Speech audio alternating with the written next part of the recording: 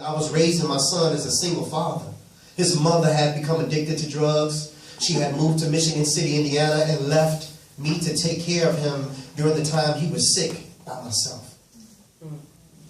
I was there in the hospital every day and every night when he would take chemotherapy and he couldn't eat because he had this metal taste in his mouth. He just couldn't have an appetite. And standing there while he's asking me, Daddy, is everything going to be okay? And really not knowing the answer to the question, but knowing that I know a God that's bigger than our problems, I said, yes, son, it's going to be okay. As a father, you're supposed to be protector and provider.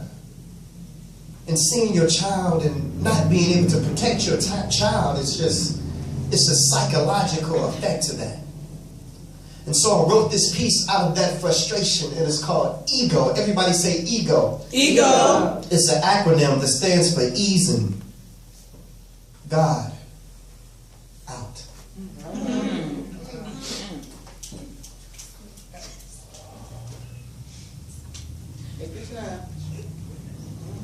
Hey God, where you at? I was looking for you. Seems like you've been avoiding me or something.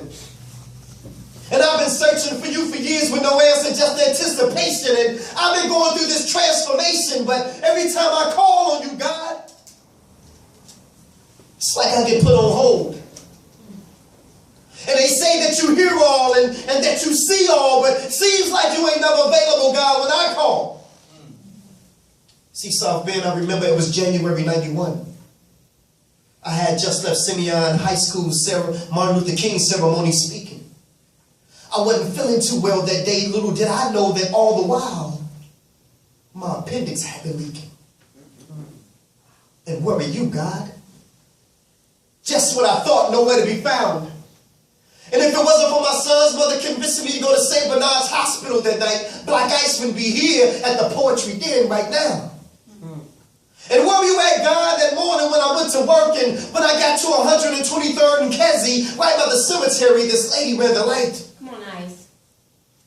The last thing I saw, y'all, was headlights. A 3-car collision that damn near took my life, but where were you, God? And where were you at, God, when my mother was stricken with cervical cancer? She's been going to the Kingdom Hall, serving him since before I was born, and we both called on you, and you still didn't answer. Come on, God, this is my mother. Tell me, is this how you treat all your sons and your daughters? And where you at, God, that day my son died? I sat there at the University of Chicago, and I watched him come back twice. You could have intervened. You could have saved his life, but where were you, God?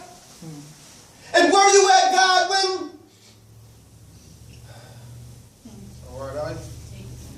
Okay, my son, I've heard enough. Now, I know that times for you have been rough, but son, where's your faith? Seems like you only seek my face when you need me, for I am a full-time God, my son. Do you really believe in me? Come on. Well, if so, then you would know that I am the creator of the universe. All that you see from the highest heights of heaven to what you have discovered beneath the earth. See, I am the God of Abraham, Isaac, and Jacob. Come on now. I am the God of Moses, Lot, and David. I am the one who made Solomon wise. I put Noah in the ark before the waters could rise. I gave Samson the strength to destroy the Philistines with no eyes. I am that smooth stone that David slung that smote Goliath in the head. The cracks that crumbled the walls of Jericho. The same one that rose Lazarus from the dead.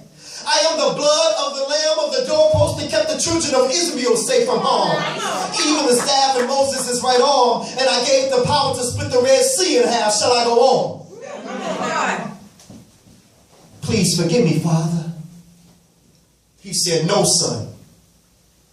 I already have.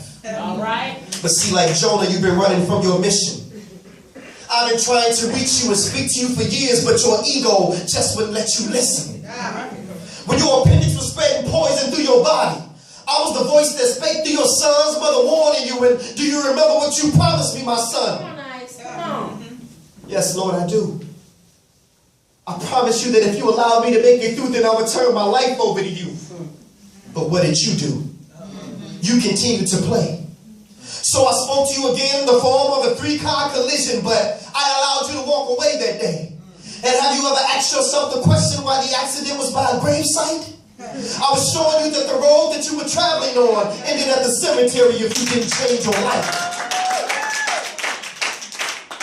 But you still didn't listen. And as for your mother's cervical cancer, I am the reason why your mother's cancer is in remission. And I know your son's gone. But his body was sick, so I relieved him of his pain and I called him home. And yet and still I stayed by your side. All those moments that you felt alone, yet you still rejected my truth. If you only could have put your ego to the side and listened to all those whom I sent to you. Lord, you mean to tell me all the while I was waiting to hear from you? You were sending me messages through all those whom I rejected? Yes, my son, this is true. And instead of focusing on the guides, submit to the truth that you find inside. For Satan is the one who subtracts and divides, but I am the one who adds and multiplies. I'm telling y'all, he opened my eyes. And so to those of you who can't accept the truth, because your ego won't allow you to accept who the truth is coming through, take this as a lesson. Because see, God just ain't using these pastors today, because asking some of these pastors questions is just like asking blind men for directions. Whoa. But it's the truth that counts. And see, South Bend, in this case, my ego just wasn't my ego, but my ego was easing God.